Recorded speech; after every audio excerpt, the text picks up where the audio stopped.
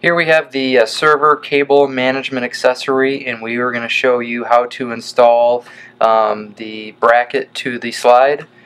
First we'll start with the left hand side, and we want to get this accessory here over the two tabs until it kind of clicks in, and then to release we push the lever, and again to the left hand side to remove.